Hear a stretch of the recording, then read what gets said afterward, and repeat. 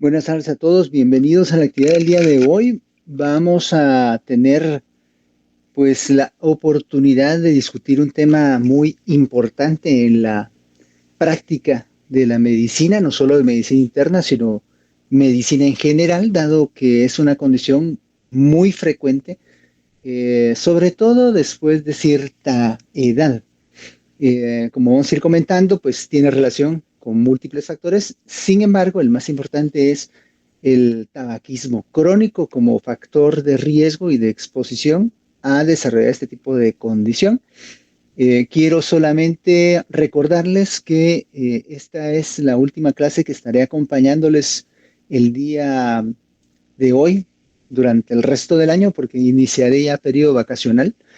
Y les quiero por favor recomendar mucho que continúen en la medida de lo posible ingresando a las sesiones, las recomendaciones que les den sus otros profesores, se va a quedar encargado como subcoordinador el doctor Cristian Gebhardt en cuestiones administrativas, pero pueden contar también con el doctor José Pablo Velázquez para cualquier situación. Y pues también lo digo porque en este momento hay muy pocos estudiantes en la sesión fuera de nosotros, pues, pero bueno, la cuestión es que están aquí los que están, así que vamos a procurar sacarle provecho al tiempo y al esfuerzo que estamos haciendo acá. Como les comentaba, la condición es bastante frecuente y se caracteriza por un proceso de tipo obstructivo a nivel respiratorio que no es completamente reversible. Esta es tal vez la característica principal de esta condición de enfermedad pulmonar obstructiva crónica. No solo que sea obstructiva, sino crónica y que no es reversible, eso es lo más importante. Desde el punto de vista anatomopatológico, se puede diferenciar en algunas entidades diferentes. Una de ellas es el enfisema. En este caso, lo que sucede es que los pacientes tienen una destrucción importante de los alveolos, de las paredes alveolares pulmonares, y se van ensanchando o agrandando los espacios aéreos. Esto evidentemente no es que sea algo positivo para los pacientes, o sea, tener más espacio aéreo, sino lo que quiere decir es que el área donde ya no va a haber posibilidad de intercambio gaseoso se va a incrementar. Ese es el gran problema con estos pacientes.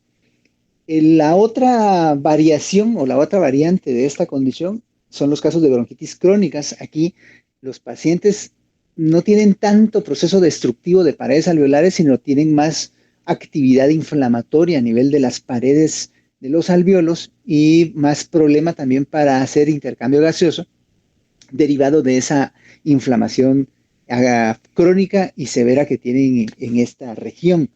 Hay mucha acumulación de flemas, hay mucha alteración de tipo circulatorio y eso obviamente pues afecta también la oxigenación. Y la otra manifestación puede ser dada como una enfermedad de vías respiratorias pequeñas. Aquí en estos pacientes lo que está estrechado son los bronquiolos y también los bronquiolos se reducen en número. Existe una entidad a nivel internacional que es la Iniciativa Global para la EPOC, cuya abreviatura en inglés es GOLD, ¿verdad? Y esta iniciativa GOLD lo que hace es procurar, pues a través de un proceso de trabajo con una serie de profesionales de la salud, no solo médicos, sino cualquier tipo de profesional que tenga alguna relación con atención de pacientes y con funcionarios de salud pública en el mundo, lo que tratan de hacer es conciencia sobre la condición, sobre la enfermedad pulmonar obstructiva crónica y las formas que se puedan obtener para mejorar dos aspectos principales, la prevención y el tratamiento de la enfermedad. La prevención, porque como sabemos y tenemos bien claro todos, siempre es mejor prevenir que lamentar. O sea, eso es lo más importante. Pero una vez que un paciente ya desarrolló el problema, pues obviamente hay que tratarlo. Si ustedes ingresan a la página de internet de esta iniciativa, van a encontrar una serie de recursos. Como pueden observar, van a haber recursos para pacientes, o sea, material educativo, orientación, explicaciones con terminología entendible para pacientes en general, no solo para pacientes con conocimiento médico.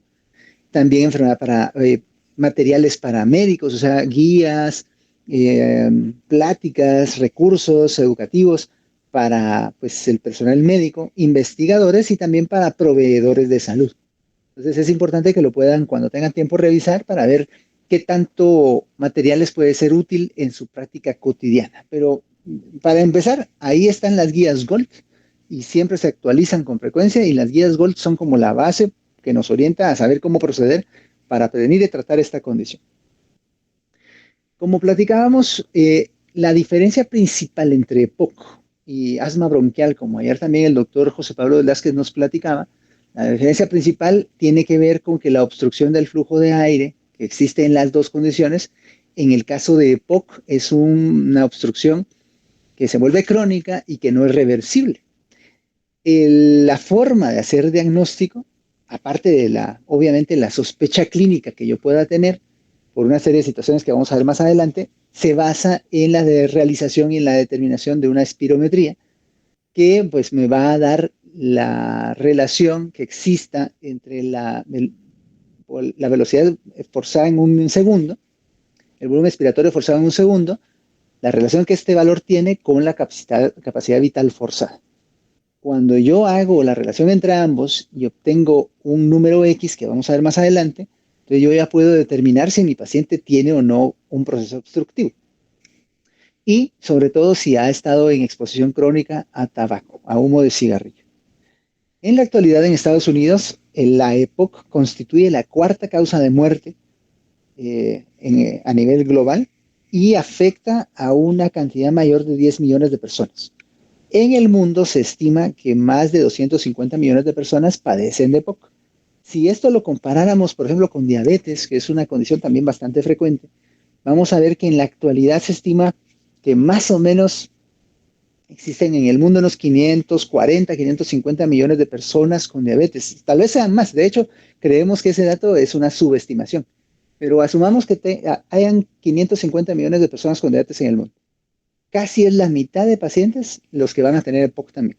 Y muchos, de hecho, tienen las dos, o sea, tienen múltiples patologías. Entonces, ya esto viene a complicar bastante el manejo de los pacientes. No todo paciente que se exponga a humo de cigarrillo o algún agente patogénico va a desarrollar EPOC. En este caso, evidentemente, el humo de cigarrillo es un factor importante, es el factor principal de riesgo para desarrollar este tipo de condición, pero también mi paciente debe tener susceptibilidad genética. O sea, por eso es que existen casos de personas que pues siempre le dicen a uno, mire doctor, es que mi abuelita o mi abuelito vivió 100 años y fumaba un montón y nunca se enfermó de los pulmones. Sí, pero bueno, ese es el caso de esa persona. Uno no puede generalizar que todo el mundo, entonces como el abuelito X o el tío Y vivió 100 años y fumaba más que una locomotora de vapor, tampoco quiere decir que por eso entonces todo el mundo va a fumar. El punto está en que si yo tengo susceptibilidad genética a tener alteraciones del funcionamiento de reparación de mis vías respiratorias y encima le estoy exponiendo mis vías respiratorias a los agentes nocivos del humo de cigarrillo, entonces voy a tener varias situaciones. Primero, destrucción de la matriz extracelular. Esto relacionado generalmente con un proceso de alteración entre la relación entre las proteasas y las antiproteasas, que lo que promueven precisamente es que se destruya de forma más acelerada la matriz extracelular del parénquima pulmonar. Además, va a existir un desbalance entre la actividad oxidativa y la antioxidativa a nivel de los alvéolos, provocando inflamación crónica, una alteración del proceso normal de apoptosis, que es la muerte celular programada, pero que en estos casos se va a acelerar y va a ser, digamos, una muerte celular mayor de la que debería de suceder, alterando al epitelio de los alvéolos y también una alteración en el proceso de reparación de los pulmones, básicamente entre la relación de factores proinflamatorios y la elastina, que hace pues que mi parénquima pulmonar no se repare de forma eficaz. Al final de cuentas, los pacientes que tienen esta situación van a desarrollar todo al mismo tiempo y eso va a ser el factor principal para provocar el daño del parénquima con el eventual desarrollo del cuadro clínico, que al final pues pasa por esto, la obstrucción del flujo aéreo. Como habíamos comentado, lo que voy a hacer para determinar el grado de obstrucción o si la tiene o no mi paciente es realizar una espirometría donde voy a obtener una serie de parámetros, pero principalmente el volumen expiratorio forzado en un segundo y lo voy a relacionar con la capacidad vital forzada que mi paciente tenga. Cuando hay una reducción crónica en la relación entre ambas, por lo general abajo de 0.7, entonces yo ya digo que mi paciente tiene obstrucción crónica y muy rara vez los pacientes van a mostrar una respuesta adecuada a la administración de broncodilatadores inhalados. Estos pacientes no recuperan, que es la diferencia principal con los pacientes que tienen asma bronquial como causa de su proceso obstructivo. La alteración del intercambio de gases, sin embargo, no se da hasta que el paciente tiene un proceso bastante avanzado de daño a nivel pulmonar. De hecho, la presión parcial de oxígeno en sangre arterial se mantiene bastante normal hasta que el volumen expiratorio forzado en un segundo disminuye a más o menos el 50% de lo que debería tener ese paciente. O sea, ya es un proceso crónico y bastante avanzado. Y la presión o la concentración arterial de dióxido de carbono no se altera sino hasta que esa misma valor de volumen expiratorio forzado en un segundo se reduce a menos de un 25% del valor de lo predicho para mi paciente. Si el cuadro clínico evoluciona a más obstrucción, eventualmente mi paciente va a desarrollar lo que se llama cor pulmonale, que es una insuficiencia del ventrículo derecho, pues debido en este caso al proceso de daño del parénquima pulmonar por la EPOC.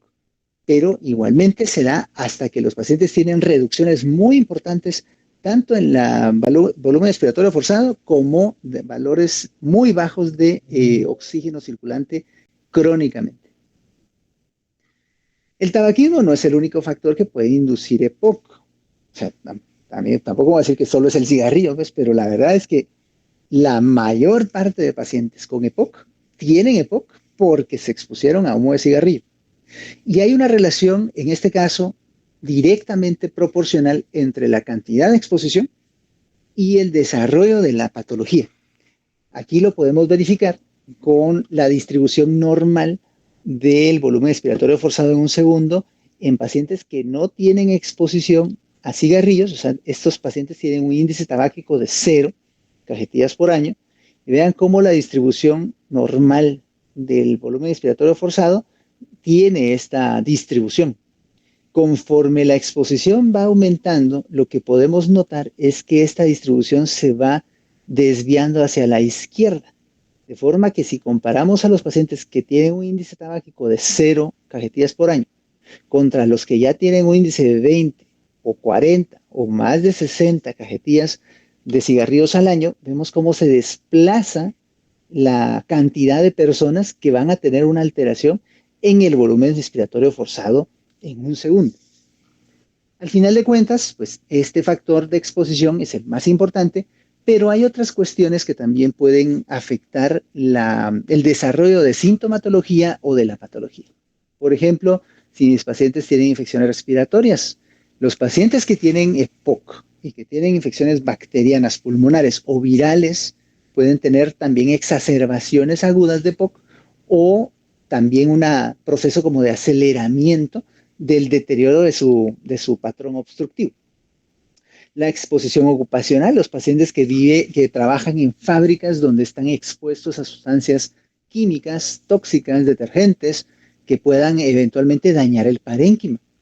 La contaminación del ambiente, o sea, la misma contaminación atmosférica, la contaminación ambiental, puede tener un impacto que pues, a la fecha todavía es así como medio controversial. La verdad es que las personas que se dedican a estudiar este punto no parecieran estar de acuerdo en que el ambiente como tal sea un factor importante en esto, pero pues, al final de cuentas todo lo que se saca uno al ambiente con las contaminantes y las sustancias tóxicas derivadas de las industrias, pues seguramente nos van a afectar y nos están afectando. Hay una relación, por ejemplo, directamente relacional entre la exposición a la contaminación ambiental y problemas de aumento de cáncer en la población, enfermedades cardiometabólicas, que me hace pensar que lo respiratorio no va a verse afectado. Entonces, los ambientes contaminados incrementan también el problema. La exposición pasiva al humo de cigarrillo también es un factor importante, a veces no se toma en cuenta, por eso hay que preguntar al paciente siempre, en toda consulta que ustedes llegan, que su paciente llegue por la razón que fuera, siempre pregunten si fuma o si está expuesto a alguien que fuma. Por favor, es importante hacer esto porque es un factor de riesgo. Y el otro son las consideraciones genéticas que fuera de la susceptibilidad que ya mencionamos. Hay algunas deficiencias específicas o mutaciones de algunos genes que alteran los mecanismos de reparación normal del parénquima pulmonar. Lo más frecuente es tener deficiencia de alfa-1 antitripsina. ¿Cuándo pensar en este proceso? Hay algunos autores que proponen que a todo el mundo, a todos los pacientes con EPOC, les midamos los niveles de alfa-1 antitripsina. Pero como es un examen, digamos, relativamente caro y además poco disponible, deberíamos de tener más acuciosidad con los pacientes que tienen EPOC y que no han estado expuestos a cigarrillo y que son jóvenes, abajo de 40 años. Esos pacientes son los que deberíamos de tener siempre, siempre así como en mente, decir, bueno, este podría tener deficiencia de alfa-1 antitripsina y lo voy a medir. De hecho, en Guatemala se puede medir los niveles de alfa-1 antitripsina y si no estoy mal, si no recuerdo mal, porque me pregunté a un colega neumólogo hace poco, parece que sí se puede mandar a medir la mutación al extranjero, pero pues no lo vamos a medir en todos los pacientes. Tendrían que invertir como unos 6,000 o 7,000 quetzales solo para hacer la determinación. Sino en pacientes que uno sospeche, tenga alto índice de sospecha, pues ahí ya uno lo pide. Pues porque el tratamiento también puede variar si el paciente está positivo para esto. La evolución normal, la evolución natural de un paciente en cuanto a su capacidad respiratoria, tiene una situación más o menos conocida con la normalidad. Esta línea azul representa lo que normalmente debería suceder con los pacientes que van pues, mejorando o evolucionando positivamente en su desarrollo pulmonar.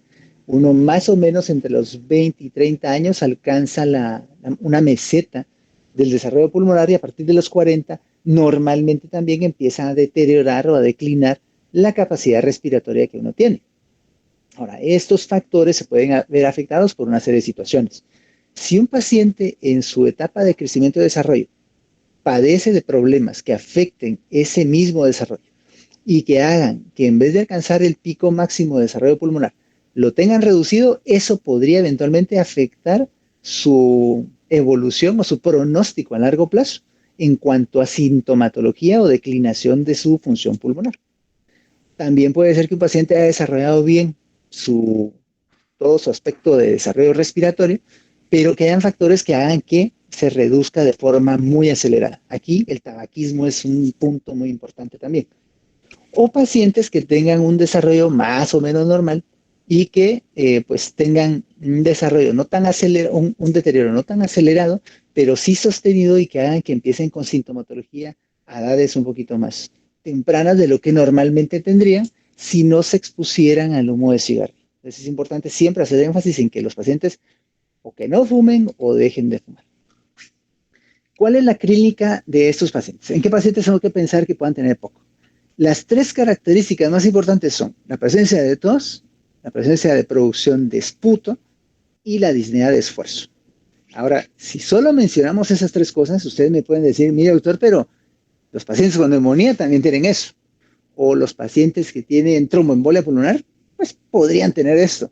Los pacientes que tienen valvulopatías, los pacientes que tienen, o sea, tienen razón. Solo tener estos tres síntomas tampoco es sinónimo de que tengan EPOC. Pero si yo tengo un paciente que es fumador crónico o que estuvo expuesto a humo de cigarrillo o que trabaja en una fábrica donde está expuesto a sustancias químicas y me está diciendo que tiene tos productiva de esputo y disnea que se va empeorando a esfuerzos cada vez menores en los últimos 2, 3 años y no se le quita, y no se le quita, y no se le quita, pues de plano tengo que pensar que tenga EPOC. Entonces, los síntomas tienden a durar meses o años. A medida que la época va avanzando, pues el dato principal se va volviendo la disnea de esfuerzo, precisamente. O sea, los pacientes toleran cada vez menos ejercicio y esto va empeorando. Y ya en etapas más avanzadas empieza uno ya a notar desde el punto de vista clínico algunos datos importantes. Por ejemplo, los signos de hiperinsuflación o hiperinflación, como toracentonel, por ejemplo, aumento de los volúmenes pulmonares con desplazamiento del diafragma de forma inadecuada, o sea, la amplexación está alterada. Y si está muy, muy avanzado el proceso, los pacientes incluso tienen necesidad de usar los músculos accesorios de la respiración se deterioran mucho desde el punto de vista pulmonar y el punto de vista nutricional también, empiezan a adoptar posiciones para facilitar un poquito la respiración y pueden incluso llegar a estar cianóticos. De hecho, cuando uno estudiaba este tema hace unos 30 o 40 años, lo que el libro de Harrison y los profesores nos decían, miren, pues hay dos patrones, hay dos formas de presentación del EPOC. Están los sopladores rosados, que son los pacientes que tienen pues, un proceso más de disnea, pero no cianosis, tienden a ser muy delgados, están emaciados, usan mucho los músculos accesorios. Estos pacientes son los pacientes con predominio de tipo enfisematoso. Y están los sopladores abogatados, que son los cogestivos azulados. Estos pacientes tienden a tener más bronquitis crónica. Les tienden a ser un poquito más gorditos, no están tan delgados, pero están oxigenando mal. Esa división desde el punto de vista clínico en la actualidad ya no es tan valedera porque pues muchos cuadros se sobreponen, o sea, no es que haya solo enfisematosos o solo bronquíticos crónicos, generalmente hay una especie de combinación entre ambos cuadros clínicos. Y pues puede predominar digamos, el tipo enfisematoso o puede predominar el tipo bronquítico y en cada uno van a haber ciertas diferencias sutiles, pero siempre hay como una línea media entre ambos. Los de predominio enfisematoso tienden a ser un poco más grandes en edad, alrededor de los 50 empiezan a tener sintomatología, la tos es rara, a veces puede haber esfuto, pero es más raro. En cambio, los pacientes con predominio de tipo bronquítico empiezan con sintomatologías a edades más tempranas, entre los 30 y los 40, tienden a tener exacerbaciones debidas a infecciones pulmonares más frecuentes, tienden también a tener pues una disnea leve, a veces no notan pues, alteraciones con el ejercicio, pero tienden a estar como con más peso que los pacientes que tienen predominio de tipo enfisematoso. Los pacientes de tipo enfisematoso, por lo general su hemoglobina tiende a estar normal, los pacientes de tipo o de predominio bronquítico tienden a tener hemoglobinas más altas, estos tienen alteraciones de la oxigenación en etapas más tempranas y también tienden a hacer hipercapnia más tempranamente. En cambio, estos pacientes con predominio de tipo enfisematoso tienden a tener alteraciones de la oxigenación en estadios muchísimo más avanzados. Pero como les decía, la mayor parte de los pacientes siempre están como en una línea media entre ambas condiciones. Habíamos comentado anteriormente que las condiciones ya muy, muy avanzadas pueden alterar el estado nutricional de los pacientes, o sea, pueden haber pacientes que tengan desnutrición o caquexia, incluso por pérdida importante de peso, porque van alterando el uso de sus recursos energéticos y los derivan todos a el proceso de tipo respiratorio. Se invierten mucha energía de forma basal en el proceso simplemente de respirar. Pero además empiezan a tener una alteración importante en la actividad inflamatoria interna que puedan tener y esto al final se termina asociando a una alteración también de la ingesta. Pueden tener en cuadros avanzados también movimientos paradójicos de la caja costal, esto se llama signo de Huber, y a veces pueden haber algunas otras alteraciones como dedos hipocráticos, pero por lo general el aparecimiento de este signo debe obligar a que los pacientes les descartemos otros problemas, como cáncer pulmonar, por ejemplo, porque no es algo característico de POC tener ese tipo de alteración. Cuando hacemos entonces la espirometría, la estamos haciendo porque pensamos ya que el paciente tenga EPOC o sospechamos que la pueda tener y queremos clasificar el nivel de obstrucción que pueda tener. Entonces, las guías GOLD lo que hacen es clasificar a los pacientes de acuerdo a la gravedad de la obstrucción en 4 estadios. Entonces está el estadio 1, que es gravedad leve, con una relación entre el VEF1 y la capacidad vital forzada menor de 0.7, pero con un VEF1 arriba del 80% del valor de lo predicho. La gravedad moderada estaría en un estadio 2, con una VEF1, con la relación entre VEF1 y capacidad vital forzada menor de 0.7. O sea, siempre esto caracteriza que hay obstrucción. Y la diferencia entonces aquí va a ser que el VEF1 va a ser mayor de 50, pero menor de 80% del valor de lo predicho.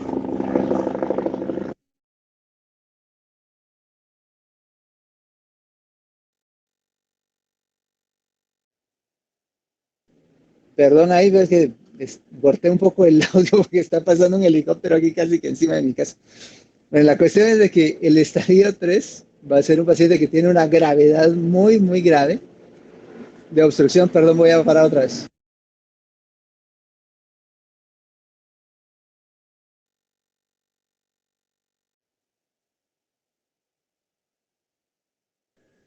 ¿Qué está pasando? Demasiado bajo ese helicóptero, no sé qué pasa, pero bueno. Los pacientes con una gravedad grave, valga la redundancia, hasta estar en un estadio GOLD 3, con una alteración del proceso respiratorio de tipo obstructivo, pero con un BF1 arriba del 30% y menor del 50% del valor de lo predicho, y la muy grave ya sería estadio 4, siempre con obstrucción, pero con un BF1 menor del 30% de lo predicho. Esto tiene implicaciones de tratamiento, implicaciones pronósticas también para los pacientes. Además de la espirometría, tenemos pues la opción de hacer algunas otras evaluaciones. La gasometría arterial. Esta es útil, pero no es útil sino hasta que el paciente ya tiene un cuadro más avanzado, porque de hecho al principio comentábamos que los pacientes no alteran la dinámica de intercambio gaseoso hasta que hay una reducción muy importante del BF1 o de la relación entre el BF1 y capacidad vital forzada. Entonces, no esperemos tener en estadios iniciales ni hipoxemia ni hipercapnia. Pero si un paciente ya está en estadio 3 en adelante, probablemente sí vamos a encontrar alteración de la oxigenación y también de la ventilación, manifestada en este caso por retención crónica de CO2. La hematología completa es útil porque podemos encontrar, por ejemplo, leucocitosis en relación a un proceso de exacerbación por una infección, o podemos encontrar alteración de la hemoglobina con un incremento de hemoglobina y hematocrito que hable de hipoxemia crónica. O sea, eso podemos encontrarlo ahí. La placa de tórax, evidentemente, sí es muy útil porque nos sirve pues, para encontrar algunos signos radiológicos de EPOC, igual que el ATAC. Y en el electrocardiograma, pues no es que haya un signo específico de EPOC en el electro, pero podemos encontrar en algunos pacientes, sobre todo si ya están desarrollando cor pulmonale, podemos encontrar algunos hallazgos que nos permitan documentar que hay un trabajo más intenso o ha habido un trabajo más intenso para el ventrículo derecho. También podemos medir la concentración sérica de alfa-1 antitripsina, como habíamos comentado, sobre todo en los pacientes que hemos ya determinado que son de más posibilidad o riesgo de tenerlo. Aquí algunos ejemplos de placas de tórax. Veamos cómo los pacientes pueden tener pues incremento del espacio aéreo intercostal, aplanamiento de las costillas, aplanamiento de los diafragmas, datos de hiperinsuflación. Puede también haber un incremento importante del patrón de tipo retículo intersticial a nivel bilateral, áreas grandes de falta de parénquima pulmonar adecuado, con estas zonas hiperluminiscentes, las zonas más oscuras que se pueden ver acá. Este es otro ejemplo muy característico de pacientes con enfisema, principalmente. Vean cómo están aplanados los diafragmas, vean cómo están incrementados los espacios intercostales, cómo está incrementado también la luminiscencia de estos pacientes. Y aquí, prácticamente en estas regiones acá, donde se miran estas líneas, son unas grandes áreas de bulas, donde se ha reemplazado el parénquima pulmonar normal por espacios grandes aéreos, donde prácticamente no hay tejido en intercambio gaseoso. En el electrocardiograma, lo que habíamos comentado, los pacientes van a tener o van a manifestar datos de alteración de la función del ventrículo derecho, sobre todo con desviación del eje a la derecha y también con datos de crecimiento auricular. Vean cómo está la P aquí de grande en este trazo de electrocardiograma. Son las famosas P pulmonares, que indican pues que hay un trabajo excesivo o ha habido un trabajo excesivo para el ventrículo derecho. En otros casos podemos encontrar, si hacemos un ATAC, por ejemplo, ya engrosamiento importante de las paredes de los bronquiolos. Aquí incluso la carina, miren cómo se ve de engrosada. Hay mucho material de tipo inflamatorio que está pues engrosando estas vías respiratorias. Una vez tenemos ya diagnosticado a nuestro paciente y clasificado de acuerdo al estadio de gravedad, pues lo que tenemos que hacer es tratarlo. Y como el doctor Velázquez hacía énfasis ayer con el caso de asma bronquial, que hay tratamiento para fase ambulatoria crónica y hay tratamiento para las exacerbaciones, aquí es básicamente lo mismo. En fase estable, solo hay 3 intervenciones que han demostrado que los pacientes pueden mejorar su sobrevida. Y esas 3 pasan por el cese del tabaquismo. Si un paciente fuma, tiene que dejar de fumar. Así en este estadio 4 o estadio 1, tiene que dejar de fumar. Es mandatorio que deje de fumar. Si no, se va a morir más rápido. ¿No? La otra intervención es la administración de oxigenoterapia. en pacientes que tienen hipoxemia crónica.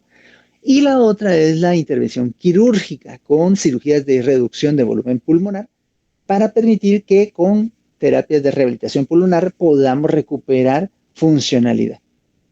En algunos estudios se ha encontrado evidencia que puede sugerir que la inhalación de corticosteroides pudiera en algunos casos reducir la tasa de mortalidad y también de antagonistas muscarínicos, pero eso no es, digamos, tan claro. Para el cese de tabaquismo, pues evidentemente tenemos que siempre estar insistiendo nosotros en el plan educacional, incluso considerar el apoyo psiquiátrico, el apoyo psicológico, para que los pacientes pues, no solo se sientan motivados a dejar de fumar, sino que efectivamente lo logren y lo dejen de hacer. Y cuando tenemos ya pues, un paciente que está en ese proceso, podemos recurrir al uso de nicotina, al uso de bupropión o vareniciclina, y los pacientes pueden de esta forma mejorar la tasa de éxito en el cese del tabaquismo. Aún así hay que reconocer que es un proceso muy, muy difícil de lograr. De lograr que un paciente deje de fumar es sumamente complicado. Probablemente dentro de las sustancias más adictivas que existen en la actualidad, la nicotina es una de esas sustancias pues muy, muy difíciles de dejar de consumir. Pero bueno, siempre hay que estar insistiendo en este punto. Cuando tenemos entonces que tratar a nuestros pacientes en esta fase estable que decíamos, y tenemos ya que decidir uso de medicamentos, vamos a clasificar a nuestros pacientes de acuerdo a la severidad de la época, en 4 posibles grupos y en 2 grandes divisiones, digamos. Está el grupo A, que son los pacientes que tienen pocos síntomas y que tienen bajo riesgo, es decir, los que no han estado hospitalizados nunca o tienen menos de una hospitalización. El grupo B son los pacientes que puedan tener muchos síntomas, pero que nunca han estado hospitalizados. El grupo C son los pacientes que tienen pocos síntomas, pero que ya han estado hospitalizados 2 o más veces. O los pacientes que tienen muchos síntomas y han estado hospitalizados más de 2 veces, es el grupo D. De acuerdo a eso y también a la clasificación de la sintomatología, este índice CAT o el MMRC nos pueden ayudar a definir de acuerdo al nivel de sintomatologías, a nivel de afección de su capacidad de esfuerzo físico, pueden ayudarnos a clasificar esa severidad y de acuerdo a eso tomar las decisiones de tratamiento. Si yo tengo un paciente en grupo C, pues puedo definir que va a requerir únicamente LAMA. O en grupo D, ya debería yo empezar a pensar en combinar LAMA con LABA o corticosteroides inhalados con LABA o iniciar solo con LABA, dependiendo cómo vea yo a mi paciente, cómo lo clasifique. En el grupo A, simplemente usar un broncodilatador podría ser suficiente. Y en grupo B, podemos utilizar un broncodilatador de larga acción, LABA o LAMA, ¿correcto? Ahora bien, una vez iniciado el tratamiento, pues si la respuesta inicial al mismo es apropiada, pues lo mantengo. Y siempre insistir en que deben dejar de fumar. Pero si el paciente no mejora, entonces ya voy a definir si mi paciente está teniendo como síntoma principal o manifestación principal la disnea, pues ya puedo ir combinando LAMA o con LABA o al revés, o empezar a pensar en uso de corticosteroides señalados, utilizar algunos dispositivos especiales para que puedan mejorar su sintomatología, o si está teniendo exacerbaciones, pues considerar el uso de froflumilas o antibióticos de forma cíclica, digamos así, para mejorar su sintomatología. Recursos. Los beta-2 agonistas de acción corta y acción larga, pues tengo que tenerlos ahí como piedra angular del tratamiento. Aquí estos son muy importantes, igual que los antagonistas muscarínicos anticolinérgicos. Puedo usar uno, o puedo usar el otro, o puedo usar los dos en combinación. Los corticosteroides inhalados pueden ser útiles sobre todo en reducir las exacerbaciones, pero no se tiene claridad sobre la velocidad de la declinación de la función pulmonar, como ya hemos dicho anteriormente. Tener cuidado con la técnica de la administración de los corticosteroides inhalados, porque si no se utiliza una buena técnica, los pacientes pueden tener más frecuentemente candidiasis orofaringea o incluso procesos neumónicos.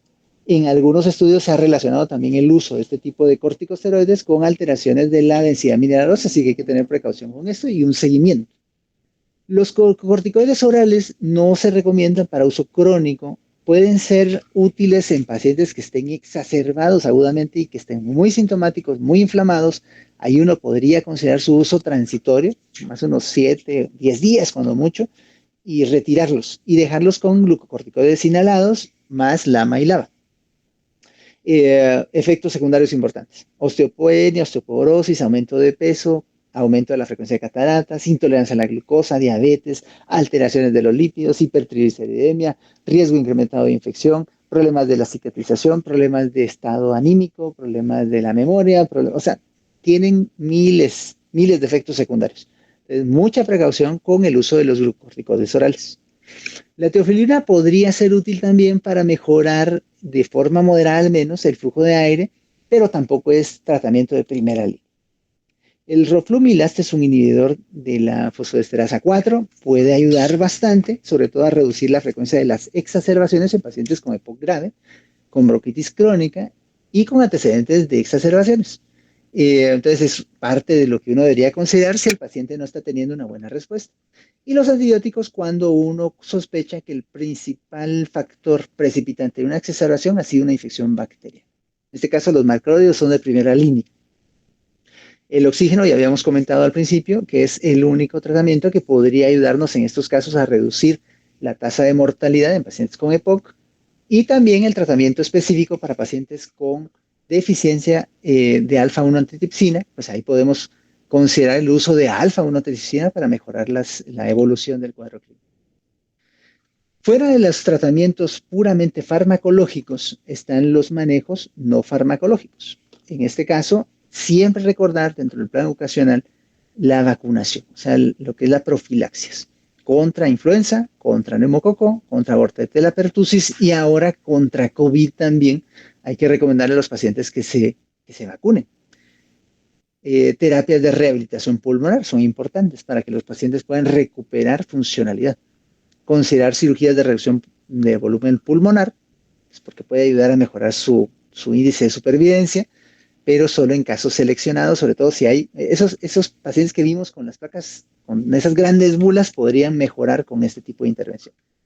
Y trasplante, pues también es válido pensar en trasplante pulmonar, sobre todo si hay limitación grave del flujo aéreo, discapacidad grave, a pesar del mejor tratamiento médico posible, pero los pacientes deben estar fuera o libres de otras condiciones que compliquen su respuesta, como enfermedad hepática, renal o cardíaca.